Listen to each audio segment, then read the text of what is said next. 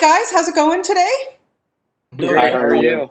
Great. Thank you so much. I was privileged enough to watch this film pretty much almost a month ago. We opened it in our Hot Docs Festival here in Toronto, and I was just riveted. And Stephen, I got to start with you. I want to know what it was like for you to have all these cameras around, have them right in your face. You guys have never been used to that kind of thing. What was that experience like? For somebody as kind of reserved as I am, it was definitely an interesting experience. I'm really glad they filmed some stuff with me prior to Boy State Yeah. because I would just kind of, you never see it in the film, but there's some times where I just couldn't like help but laugh when the camera would be next to me. Jesse would be like, just pretend we're not here and then put the camera this close to my face. And Wow. I started laughing. And I'm like, how do you expect me to not look? But by the time Boys State came around, forming a relationship with the cinematographers, it was very graceful the way that we never got in each other's way.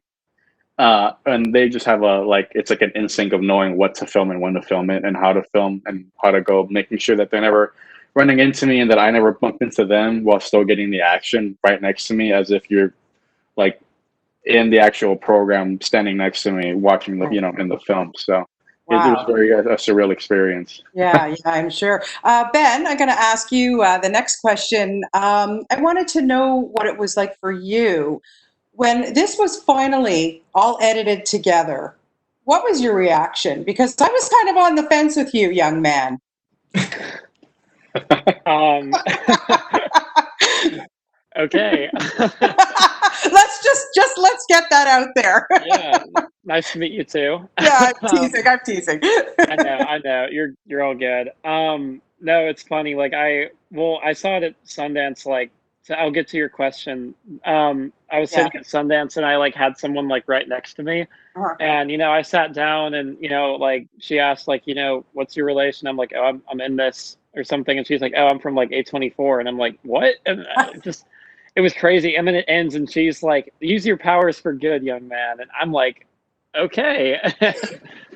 No, but I mean, seeing it, my gut, I was let me put it this way, like I was expecting the Ben Feinstein victory reel in a Yeah. sense, Yeah. because like I had met Steven like once, I think, like I met him like Friday morning after everything went down, and Renee and I obviously like did not leave that program on the best of terms, but like we're fine now, like no one Good. cares anymore.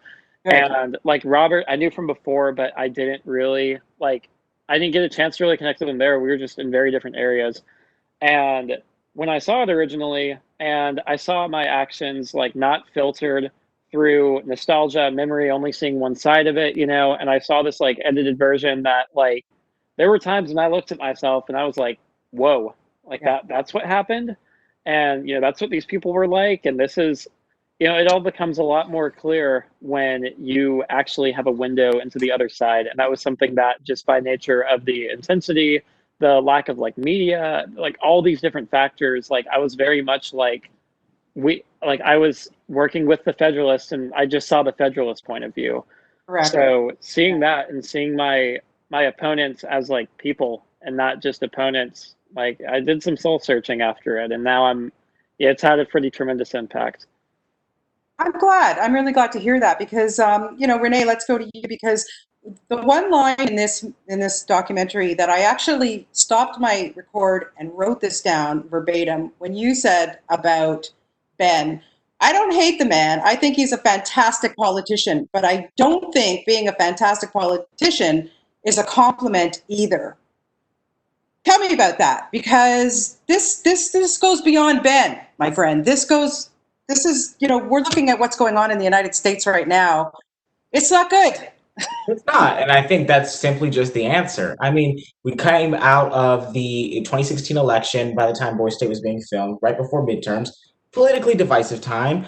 Of course, I'm not going to have, the most, what's the word, positive opinion of, the president that, actively is working against my own community. And to see Yeah. so many politicians continue to support him or to conform to that type of politics makes me realize that politicians can be bought. Going through the process of Boy State and understanding how that politicking and nastiness can play out made me leave feeling jaded. And so I think that's partially why I said that about Ben.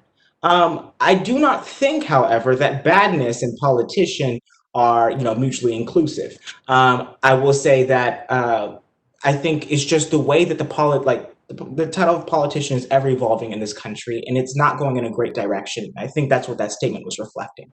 Yeah. Quickly, I want to ask each one of you this. So, Stephen, let's start with you. Do you think U.S. politics would be a better place if it were mandatory to partake in boys' state or girls' state?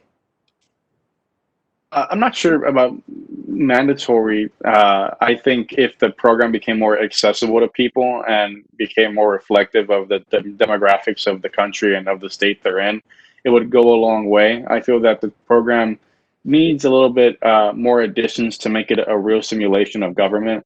Ben always bring up this amazing point of the two biggest things that don't make it a true simulation is one, that there's no bias of media. There's one Texas Boys State Network that's very neutral, reporting on the news throughout the day. There's no influence of money in politics there either. I would add to that it's not an accurate representation of government because there's no, females there. So, Yes. hoping That could change. hopefully in the next couple of years they Yes. start integrating the programs and to create a true microcosm of what American government is like. Yeah. Ben, what do you think?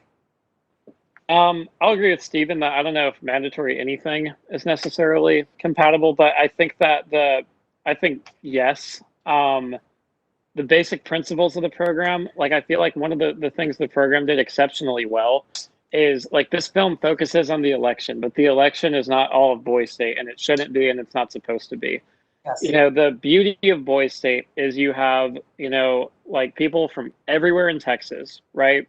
Urban, rural, white, black, Latino, Asian, whatever, rich, poor.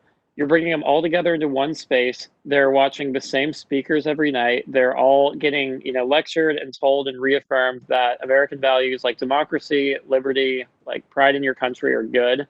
You're interacting with them in tons of ways outside of the political process. Like you're living with them. Your roommate is from the other party. Your city is half and half between the parties.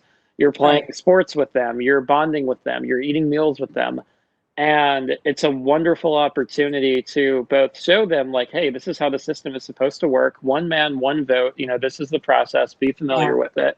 Well, at the same time, you're getting this huge cultural and basic civics education that this is a good thing and we should fight to preserve and defend it. And no, the American Legion isn't perfect, but they take great strides, especially recently. I've been really impressed with how they've integrated a lot of different voices. And you're not just hearing this super arch conservative line, like, my country, right or wrong, whatever. It's like they're proud to be American, but they also acknowledge being American means being critical of America at times. And I love that about it. So yeah, I feel like if more people participated in this, we'd have a stronger civic base. Yeah, and Rene, I just want to wrap it up with you. So after this whole process, going through being in a documentary, going through Boys State, do you feel that you're a changed person? Because I have to say, from my point of view, from all of you, you're very inspirational, and it makes me feel good as a mother, as somebody who has two sons, a little older than you guys. It's inspiring. So thank you for that. But Rene, how do you feel? Do you feel changed? I feel absolutely changed. I came in there wanting to be a senator because that was just my fail-safe plan for life. And I left there not wanting to be a senator. And I didn't want to engage in electoral politics, but it was painstaking for me because I didn't know how other way to engage politics than electoral politics. And so that's kind of what I'm investigating now, my passion for politics and how do I operate it from a third party ways rather than engaging in the political process. So I think that's definitely something that's changed in terms of my beliefs, but in terms of also my demeanor and character, I think I've learned a lot about, the personality of politics. Yes. People believe the things that they do because of their communities, where they grow up, little things, even to the food that they eat, this all contributes. So it's necessarily impossible for me to understand and therefore successfully persuade everyone I disagree with. And I think that's something I'm having to come to terms with, is that you're just not going to reach some people, but you have to let them reach you sometimes as well.